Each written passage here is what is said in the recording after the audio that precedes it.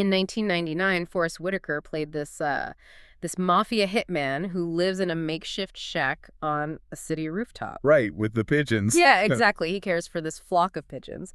And he communicates with his mob bosses exclusively via carrier pigeon, which is wild. Totally wild. And he dictates every single action in his life based on this 300-year-old Japanese samurai code. Now, on paper, if you pitch that to a studio today, it sounds like an absurd, high-octane action blockbuster. Oh, for sure. It sounds like a stylized comic book adaptation. Like you'd expect explosions every 5 minutes. But in reality, the film that resulted from that premise, it's one of the quietest, most meditative, and, deeply philosophical movies of the 1990s. It really is. It totally subverts your expectations. Yeah, because you watch it, and instead of feeling your adrenaline spike, you feel this strange, melancholic calm just wash over you. The silences between the gunshots actually feel heavier than the gunshots themselves. Right. It doesn't function like a normal movie. It functions, well, like a poem. Exactly. It creates a completely different cognitive experience for the viewer. You're no longer tracking a sequence of events just to see who wins or loses. You're not looking for plot points. Right. You're absorbing an atmosphere. You're being asked to interpret a mood, a rhythm, and a deeply internal state of being. Yeah. The screen stops being a window you look through, just to watch a story happen. Yeah. It actually becomes a mirror reflecting an emotional reality. Which is exactly what we are dissecting today in this deep dive. We are pulling from this really fascinating stack of research, including some brilliant analysis by film scholar Itay Maor from 2018. It's a great paper. It is. And we've also got a study guide and a whole lexicon of advanced cinematic concepts.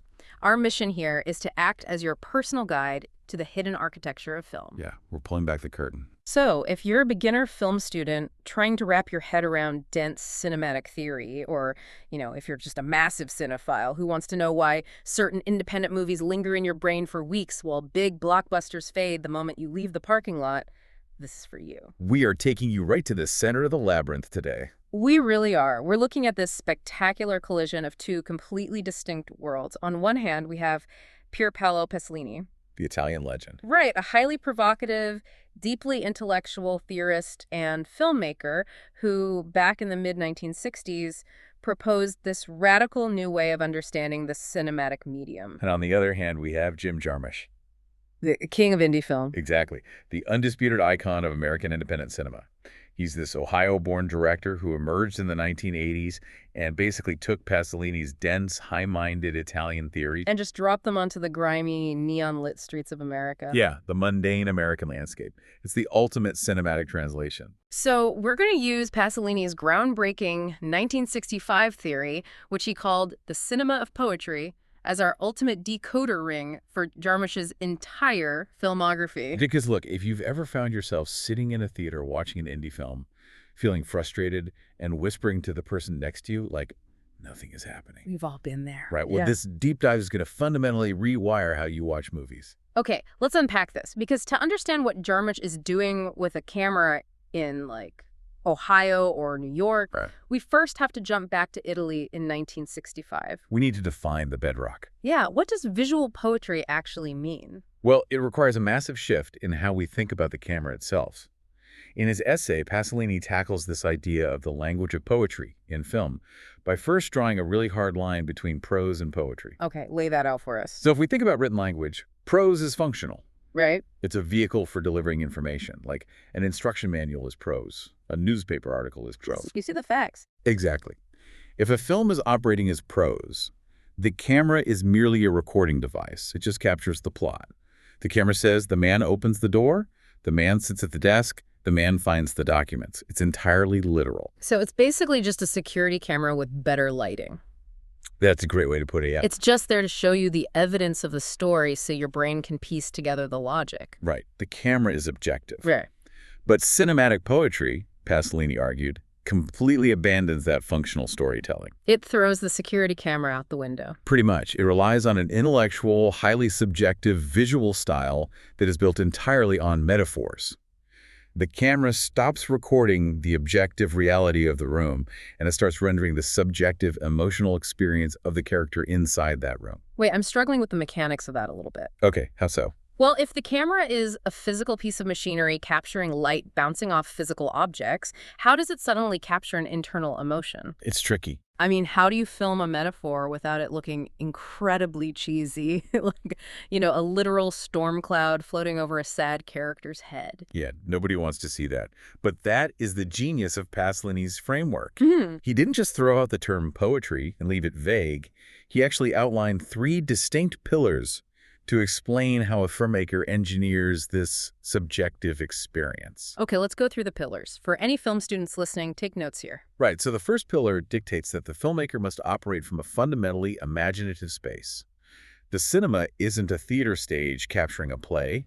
It is a dreamscape. A dreamscape. I like that. And within this dreamscape, the director takes raw, everyday objects from the physical world and charges them with profound symbolic weight. Okay, so if we look at a modern superhero movie, a glowing cube is just a functional plot device, right? Right, it's cinematic prose.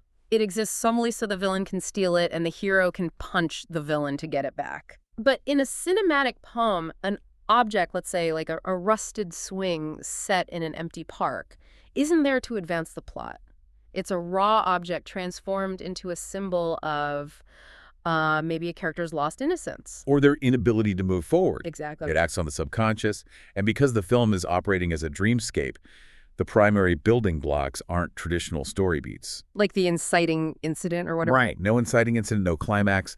The building blocks are archetypes and myths, fundamental human experiences like memory, isolation, or longing. The director uses the physical world to speak the visual language of the subconscious. You nailed it. Which brings us to the second pillar of Pasolini's theory. And this is a massive concept that we really need to cement. The combined point of view. Yes. When I was reading through the glossary and the research, this struck me as kind of the cinematic Trojan horse. It's how the director smuggles the character's internal anxiety right into the lighting of the room. It is the absolute core of the cinema poetry. The combined point of view is the seamless merging of 2 different planes of existence.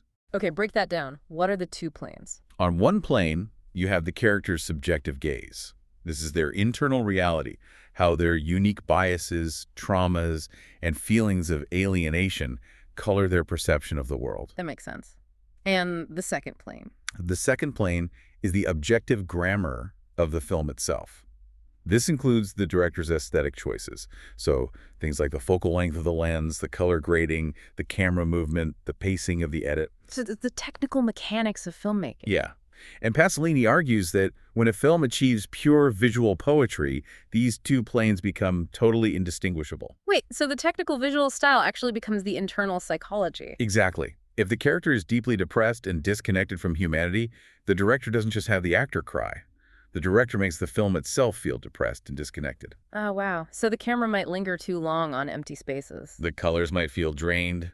The cuts might be sluggish. The movie looks exactly how the character feels. So if I'm watching a scene where a character is having a panic attack, the camera doesn't just sit on a tripod and watch them sweat. No, the camera becomes handheld. The framing gets claustrophobic, the focus drifts in and out. Right. The audience doesn't just observe the panic. Through this combined point of view, they're forced to physically experience the visual equivalent of the panic attack. That is so powerful. Okay, what's the third pillar? The third pillar is a commitment to theory. Pasolini believed that a character's internal life, that subjective gaze we just talked about, is never formed in a vacuum. Right. We are all products of our environment. Exactly. It's always a direct function of their cultural environment. Yeah. The psychological state of, say, a wealthy aristocrat in 1960s Rome is fundamentally different from a working-class immigrant in 1990s New York. So the visual poetry has to be relentlessly committed to exploring that specific, unique cultural reality. Yes, the director cannot just apply a one-size-fits-all aesthetic. The research brings up this really fascinating philosophical analogy to help frame this. It compares the experience of watching one of these poetic films to reading dense, complex philosophy. Yeah, Itay Maor draws a brilliant distinction in his paper. When you read a text by a philosopher like Immanuel Kant or Martin Heidegger, You generally have to rely on external interpretation. right, you bring outside knowledge, historical context, and academic frameworks to the text in order to decode it. The text requires an external key. Yeah, you can't just dive into Kant on a beach vacation and expect it to explain itself to you. Definitely not. But a poetic film, especially a film by Jim Jarmusch, operates entirely differently. It doesn't require an external key. Because the film creates its own unique, self-contained cultural language. Exactly. As a viewer, you don't bring your outside assumptions to it. You have to actively sit there and let the film teach you how to read its specific signs. The movie is simultaneously the text and the dictionary are required to translate the text. That's beautifully put. It teaches you its language while you are watching it. Which is a wild concept to wrap your head around. You are learning a new language in real time for 2 hours, and then the movie just ends. It's exhausting, but incredibly rewarding. But this immediately raises a massive practical question for me. I mean, Pasolini's theory sounds gorgeous on a chalkboard in a university lecture hall. Oh, for sure. Very academic. But how do you actually film it? If you are standing on a sidewalk in Ohio with a camera crew and a tight budget, how do you capture a combined point of view? That's the challenge. To answer that, we really have to transition from the high-minded Italian theory to the grit of American independent cinema.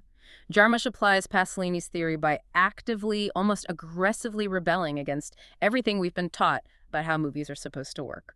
And to truly appreciate the scale of Jarmusch's rebellion, we have to understand the empire he is rebelling against, The Hollywood machine. Exactly. When we're talking about standard cinematic grammar, we usually trace it back to D.W. Griffith in the early 20th century. Griffith is often called the father of classical cinematic grammar. He literally wrote the Hollywood rulebook, the formula that dictates every massive blockbuster you've ever eaten popcorn to. Right. Griffith's model is built on absolute clarity and relentless momentum. It relies on a strict chain of cause and effect. A happens, which causes B to happen, which forces the hero to do C. Very linear. Very. The plots are linear, the drama is constantly escalating, and most importantly, Griffith pioneered editing techniques like cross-cutting between two simultaneous events to build incredible suspense. Right. The classical Hollywood film is basically a machine designed to manipulate your emotions. It keeps you constantly anticipating the next plot point, making sure you are never, ever bored or confused. It's cinematic sugar, engineered to hit your pleasure centers perfectly. And Jarmusch looks at that incredibly successful century-old rulebook, and he effectively sets it on fire. He really does. He rejects the cause and effect narrative entirely. The defining characteristic of his work is this strict, unyielding minimalism. And for you listening, minimalism in this context isn't just about, having fewer props on a set. No, not at all. It's a philosophical choice. It's about stripping away all the artificial manipulative elements of Hollywood cinema in order to focus intensely on the small, simple, often overlooked moments of existence. So how does that play out in the directing?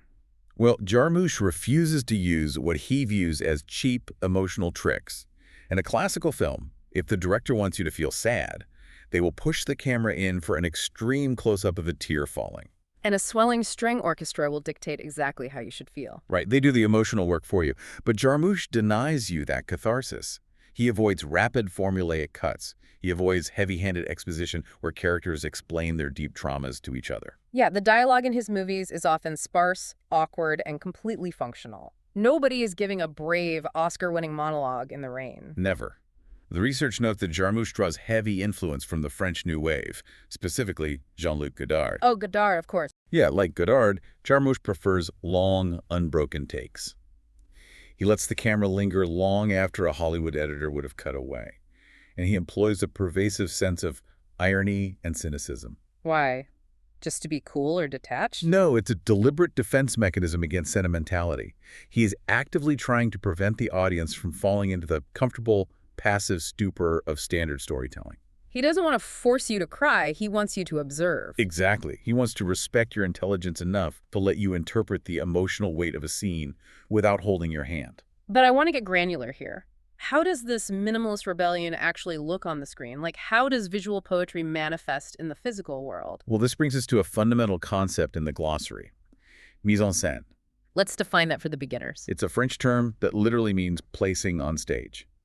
In the context of cinema, it encompasses absolutely everything that appears within the frame of the camera. The physical environment, the architecture, the lighting. Costumes, the placement of the actors, all of it constitutes the mise en scène. It's the visual DNA of the world the characters inhabit. And Jarmusch's mise en scène is incredibly distinct and deeply deliberate. He doesn't shoot in glamorous locations or highly stylized sets. He actively seeks out the mundane, anonymous, forgotten urban landscapes of America. We're talking about fluorescent-lit diners at 2 a.m., desolate industrial parks, rundown motel rooms, Empty bus terminals. faded brick storefronts. The analysis beautifully refers to this as the backyard of America. It's a great term. It really is. It's the America you experience when your car breaks down on a cross-country road trip. Oh, yeah. And you have to wait 3 days in a town with one traffic light. It's the spaces between the destinations. Precisely. And the way Jarmusch navigates these spaces is just as important as the spaces themselves. He relies heavily on the tracking shot.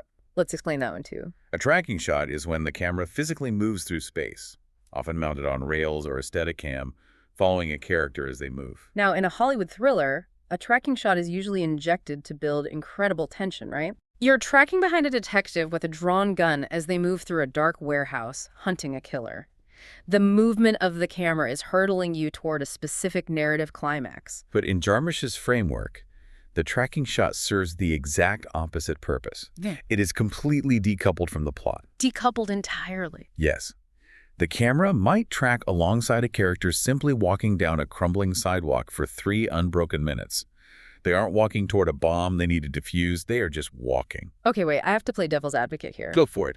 If a guy is just walking down a street for 3 minutes and literally nothing happens, isn't there a risk that we are just over-intellectualizing boredom? That's a very common critique. Like, how do we know this tracking shot is actually Pasolini's combined point of view and not just a director who forgot to yell cut? It's a completely valid reaction, and it's honestly why Jarmusch is so polarizing. But you have to remember the intentionality of filmmaking. Every second of film costs money, time, and immense logistical effort. That's true. Film is expensive. So when an independent filmmaker chooses to hold a shot of a man walking past closed storefronts for 3 minutes, it is a profoundly deliberate act. The tracking shot becomes an exploration of the physical environment that reflects the character's internal landscape. The environment mirrors the mind. Exactly.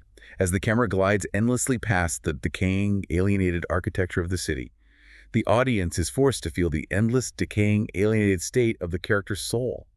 The physical journey is irrelevant.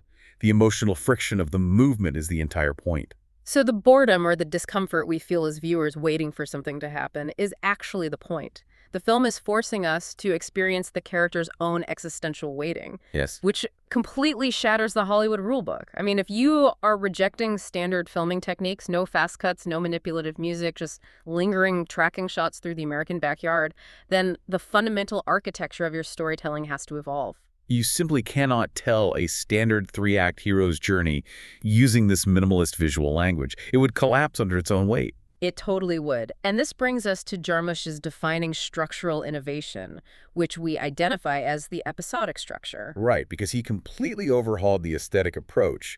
He had to entirely reinvent the architecture of how a story unfolds over 2 hours. Let's deeply deconstruct this episodic structure, because this is the exact threshold where a viewer either surrenders to Jarmusch's genius or turns off the television in total frustration. It really demands a completely different viewing muscle. The episodic structure is a direct, aggressive resistance to the linear Hollywood narrative. As we established, Hollywood relies on a satisfying arc. The inciting incident, the rising action, the dark night of the soul, the triumphant climax, and the neat resolution. Jarmusch's films, by stark contrast, are constructed as a loose collection of short, highly contained, and often totally disconnected vignettes or episodes. Think about how radical that is. In a Jarmusch film, the plot is essentially a suggestion. It is entirely secondary. The ultimate focus of the movie is simply the being or the presence of the character. Yeah. An episode happens and then it's gone. The character might walk into a convenience store, have a strange, meandering 5-minute conversation with the clerk about the history of a specific brand of chewing gum, buy a coffee, and leave. And in a classical film, that conversation about chewing gum would have to be a vital clue. Right. Later in the film, the hero would find that exact brand of gum at a murder scene, and that 5-minute scene would be retroactively justified as essential exposition. Exactly. The gun on the mantle in the first act must go off in the third act. But in Jarmusch's episodic world, that clerk is never seen again. The gum is never mentioned again. The conversation doesn't push the plot forward 1 inch. No, it was just a moment that occurred in time. And this makes the storyline wildly unpredictable, not because of shocking twists, but because literally anything or nothing could happen next. And we shouldn't view this unpredictability as a mere stylistic quirk or, a director being willfully obtuse. Definitely not. The academic research highlights that this episodic structure is a highly sophisticated, precise tool engineered to express emotional alienation. Oh, so? Well, if we pause and think about the human experience, real life does not operate in a three-act structure. Real life is incredibly episodic.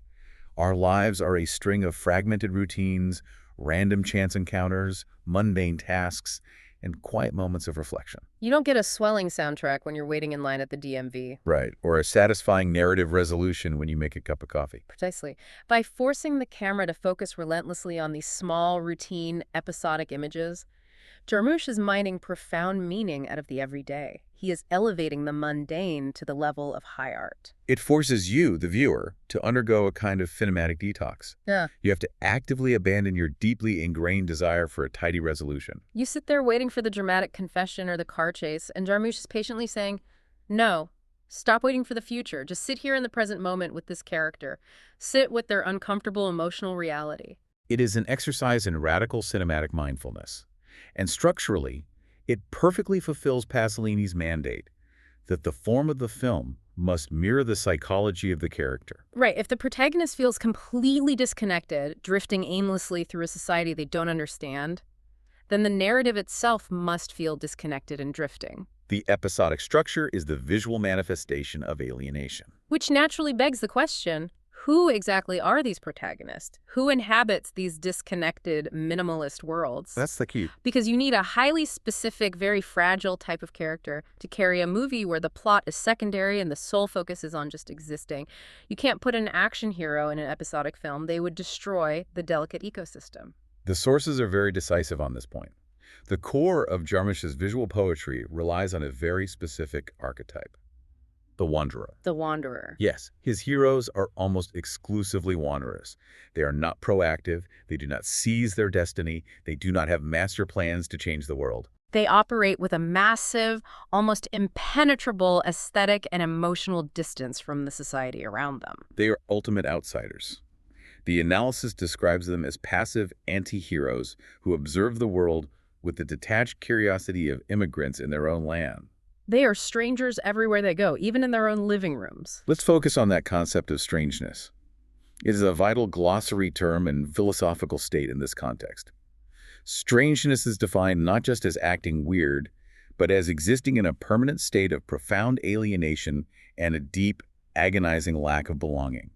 Jarmusch's wanderers drift through social environments and physical landscapes that they simply do not and cannot fully integrate into. Right, they are allergic to the rigid, traditional social structures that dictate normal life. They don't care about climbing the corporate ladder. They aren't trying to secure a mortgage on a house with a white picket fence. They are seeking some kind of elusive, authentic meaning completely outside the boundaries of the American dream. And this is where the academic analysis by Itay Maor draws a fascinating direct lineage between Jarmusch and the classical masters of Italian cinema. Oh, this is a great connection. Let's dig into this. Remember, Pasolini was writing his theories while analyzing the work of his contemporaries directors, like Michelangelo Antonioni and Bernardo Bertolucci. Right. Maor explicitly compares Jarmusch's American wanderers to the iconic lost characters found in Italian neorealism and modernist cinema. Like in Antonioni's films. Exactly. In a film like Antonioni's L'Avventura, you have these wealthy characters wandering aimlessly through barren, rocky islands,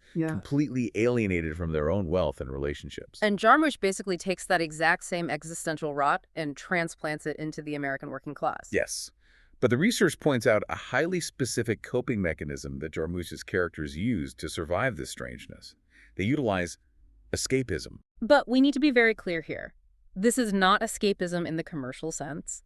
It's not putting on a virtual reality headset or going to a theme park or drinking yourself into oblivion to forget your horrible boss. No, it is a radical internal escapism because the external physical world is so incredibly alienating, so loud and so disconnected from their values, the wanderer has no choice but to retreat inward. They build a fortress in their own mind. Exactly. They escape into their own vivid imagination, their own idiosyncratic codes of honor, or their own private art. I want to ground this in a concrete case study because this archetype is so fascinating. Let's look at how Jarmusch weaponizes the wanderer in his 2005 film, Broken Flowers. Oh, Broken Flowers is a masterclass in this specific character design. The film stars Bill Murray playing a man named Don Johnston. Such a great performance. Incredible. Don is an aging, formerly successful businessman who is incredibly lonely and aggressively uncharismatic. The paper perfectly describes him as a man totally uprooted from his natural place in the world. He is the ultimate passive observer of his own decay. Yeah, at the beginning of the movie, he's just sitting perfectly still on his expensive leather couch, wearing a tracksuit, listening to music, literally letting his girlfriend walk out on him without putting up a fight. He is letting life happen to him. Until the inciting incident occurs, and because it's Jarmusch, the inciting incident is as minimal as humanly possible. Right. He receives an anonymous pink letter in the mail, typed on an old typewriter. The letter is from an unnamed former lover, claiming that he has a 19-year-old son he never knew existed, and the son might be looking for him. Now, in a traditional film, this letter sparks a frantic, high-stakes detective hunt. But Don Johnston is a wanderer. The letter simply forces him to actually wander. Pushed by his overly enthusiastic neighbor, Don embarks on an aggressively episodic journey across the country. He rents cars, books generic flights, and visits his past loves one by one, trying to figure out who sent the letter. And every visit is a completely self-contained episode. And every single episode serves as a magnifying glass held up to his crushing isolation. He drops into the lives of these 4 different women. One is a widow in a pristine suburban home. One is a hippie real estate agent. One is a bitter woman living in a rundown house with bikers. And in every single environment, Don is an absolute alien. Exactly. The houses are different, the lifestyles are entirely foreign to him, and he just floats through their living rooms drinking their coffee, completely detached. He doesn't belong anywhere. The physical journey to find the lost son is ultimately a MacGuffin.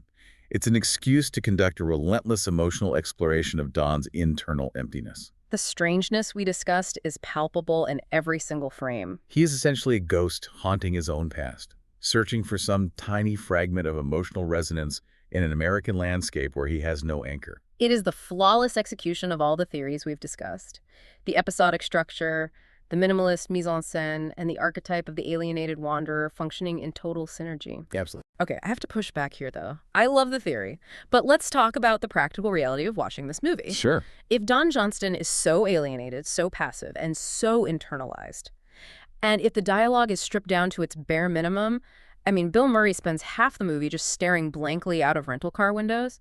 How on earth is the audience supposed to know what he is feeling? It's a great question. If the actor isn't emoting and the camera is just tracking him objectively, aren't we just watching a blank slate?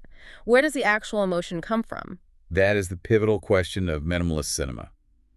If you remove the dialogue and the dramatic acting, you create a vacuum.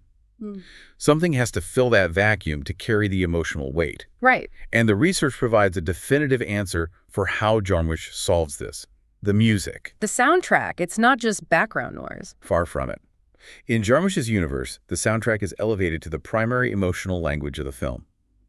The study guides explicitly highlight Jarmusch's philosophy regarding this. He firmly believes that music is the purest form of artistic expression. Purer than dialogue, purer than plot. Yes. So, if the characters are alienated and literally cannot find the functional prose words to communicate their pain, the music steps in. The soundtrack functions as the cinematic poetry. Exactly. It provides the lyricism, the vulnerability, and the emotional texture that the characters are hiding. In Pasolini's cinema of poetry, the rhythms, the textures, and the sonic frequencies of the music are vastly more important than narrative exposition.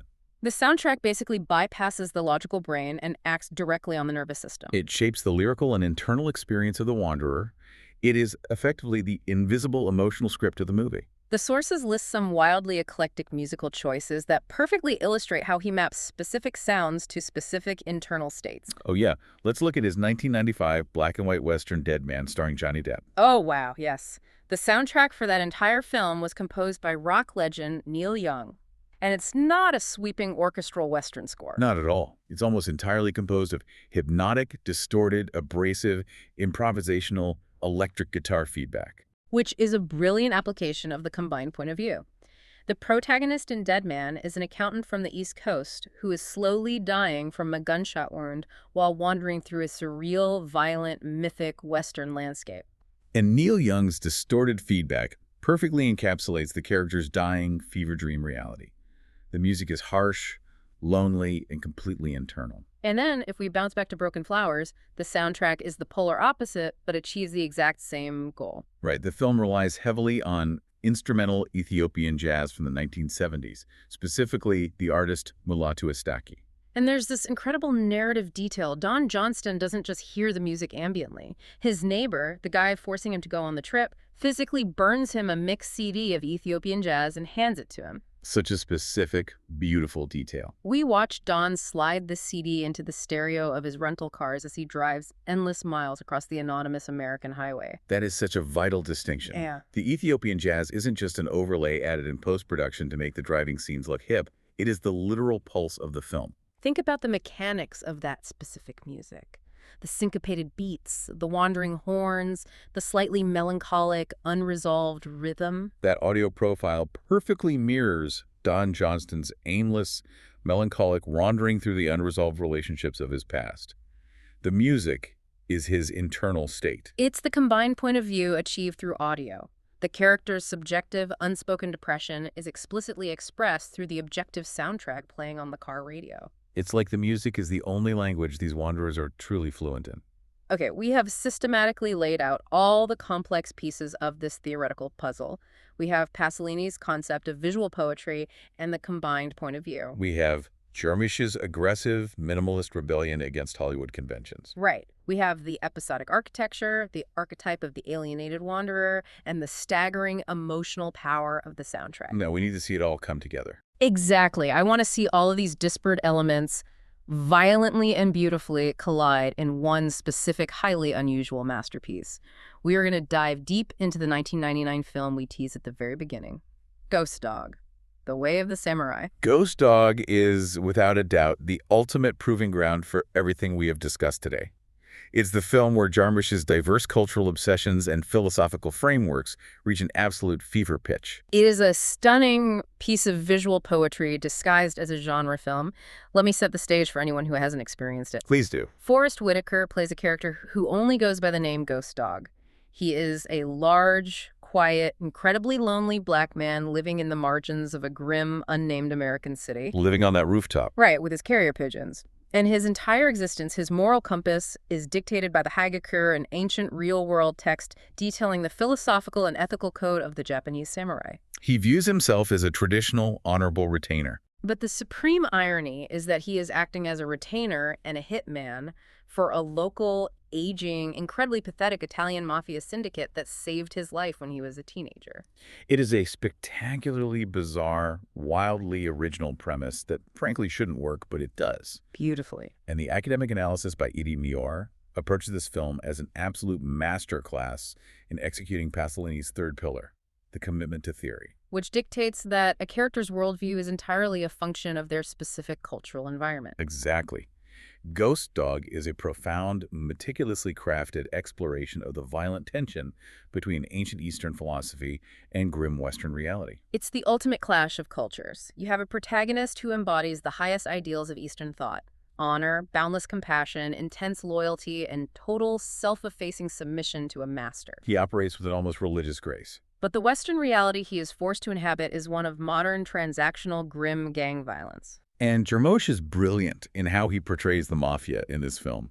He strips away all the glamorous, operatic myth-making of The Godfather or Goodfellas. Yeah, these are not glamorous guys. The Italian mobsters Ghost Dog serves are aging, disorganized, petty men operating out of the back room of a Chinese restaurant. They are rapidly losing their power and relevance to younger, more ruthless street gangs. They have no honor. They only care about survival. It is the noble, ancient world crashing headfirst into the cynical, postmodern world. So how does a filmmaker bridge this massive, seemingly unbridgeable cultural and tonal gap? How do you make a samurai mob movie feel like a cohesive poem? Exactly. And once again, it comes down to the sonic architecture, the music. The sources extensively highlight the brilliant, defining choice to have the soundtrack composed entirely by RZA. The musical architect behind the legendary hip-hop group, the Wu-Tang Clan. Yes. RZA's soundtrack isn't just an accompaniment, it is the vital connective tissue of the entire film. It really is the perfect, seamless fusion of East and West, ancient and modern. If you listen to the score, RZA layers heavy, driving, gritty New York hip-hop drum beats with traditional, ethereal Eastern flutes, string instruments, and philosophical vocal samples. The music literally sounds like the inside of Ghost Dog's brain. It provides the poetic, rhythmic pulse of his internal code. The soundtrack communicates to the audience that while Ghost Dog's physical body is navigating a grimy, decaying modern city, his soul is operating on an ancient, noble, elevated frequency. The music elevates the hitman into a mythic figure. It is visual and auditory poetry working in absolute flawless unison. But beyond the grand themes of samurai codes and hip-hop, there is a highly specific, incredibly touching example of visual poetry located in the everyday, mundane moments of the film. Oh, this is a great example. The Itay Maor paper points this out as a perfect illustration of Jarmusch's core thesis. It is the relationship between Ghost Dog and a supporting character named Raymond. Raymond, the French ice cream vendor. Yes. This is one of my favorite dynamics in any movie, ever. Ghost Dog, in his downtime, goes to the local park and hangs out with Raymond. Here is the brilliant twist. Ghost Dog only speaks English and doesn't understand a word of French. And Raymond only speaks French and doesn't understand a single word of English. They literally do not share a functional spoken language. When they sit on the park bench and have conversations, they are just speaking their own languages at each other. Neither has any idea what the other is saying functionally. Yet, and this is the magic of the scene, they communicate perfectly. They completely understand each other's essence, their moods, their intentions. Yes. One of them will say something profound about the changing of the seasons or the nature of violence in their respective language, and the other will nod and respond with a completely different thought, but the emotional resonance is perfectly matched. They sit there, eating ice cream, completely at peace, understanding each other, without ever needing the functional, literal prose of a shared vocabulary. The sources explain how this park bench dynamic perfectly embodies Jarmusch's overarching thesis. True, profound human connection, the actual poetry of life, exists in the quiet, non-verbal margins of society. It exists in the silent spaces between the alienated wanderers. It is a total rejection of the Hollywood idea that dramatic, expositional dialogue is necessary for human connection. And the film layers another motif on top of this to hammer the point home. The text points out Ghost Dog's absolute obsession with reading books. Throughout the film, he is constantly reading ancient texts, reading novels, and swapping books with little girl he meets in the park. The written word becomes a massive visual motif. It's as if Jarmusch is presenting a grand, unified theory. The functional spoken words we throw at each other every day are often useless and divisive. But the philosophical words we read in silence, and the quiet, nonverbal connections we share with strangers on a park bench, that is where the true poetry of existence resides. Which serves as the absolute perfect transition to the final chapter of our analysis. Because if Ghost Dog shows us the silent, internal poetry of a violent hitman, Jarmusch's later work takes this concept to its absolute literal conclusion. He attempts the impossible. Capturing the actual internal cognitive act of writing a poem and rendering it visibly on a movie screen. Let's move to our final deep dive, a film that is practically a textbook for Pasolini's theories. The 2016 film Paterson. If Ghost Dog is the explosive clash of cultures, Paterson is the distillation of Jarmusch's entire aesthetic philosophy into its purest, most radically minimalist form. If there are any beginner film students listening who want to fundamentally understand how to execute the cinema of poetry, Paterson is your required mandatory viewing. It is a stunning achievement in quiet observation. Let's establish the baseline. So Adam Driver plays a character whose actual name is Paterson. He lives in the working-class city of Paterson, New Jersey. And to compound the repetition, he works as a municipal bus driver for the city. The repetition is immediate and intentional. Paterson the man, in Paterson the city, driving the Paterson transit bus. It creates a closed, rhythmic loop right from the opening credits. The text describes Paterson as a gentle, incredibly observant, overgrown child. He is a deeply kind man. But his secret life, the absolute core of his existence, is that he is an amateur poet. He writes poetry in a small, secret notebook. He writes before he starts his shift. He writes sitting on a park bench viewing the local waterfall during his lunch break. And he writes in his basement workshop at night. The study by Itay Maor utilizes Paterson as the ultimate, definitive, irrefutable example of Pasolini's combined point of view. Think about the challenge here. Poetry is an entirely internal cognitive process. It happens silently inside the brain. How does a film director physically show us the combined point of view of a poet's mind without resorting to cheap visual tricks? Jarmusch achieves this through a breathtaking layering technique. He literally superimposes the handwritten text of Paterson's poems directly over the visual tracking shots of the city as Paterson drives his bus. It's mesmerizing to watch. We hear Adam Driver's calm voiceover reading the lines of the poem as he is conceiving them.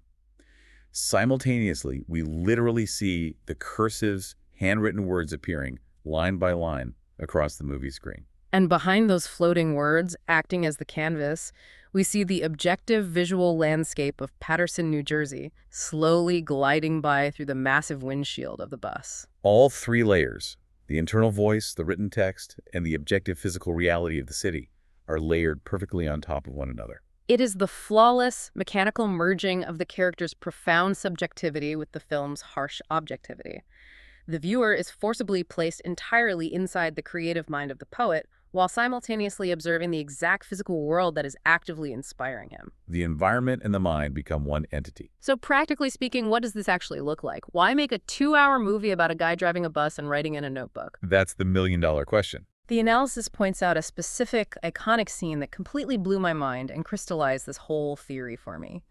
Paterson wakes up, goes to his modest kitchen, sits at the table, and writes an entire, staggeringly beautiful poem inspired entirely by a small, cheap box of Ohio blue-tip matches sitting next to the salt shaker. And this brings our entire deep dive full circle. It takes us all the way back to the very first pillar of Pasolini's 1965 theory. The requirement that a filmmaker must turn raw objects into symbols within a dreamscape. A cardboard box of matches is the ultimate mundane, raw, functional object. It's prose.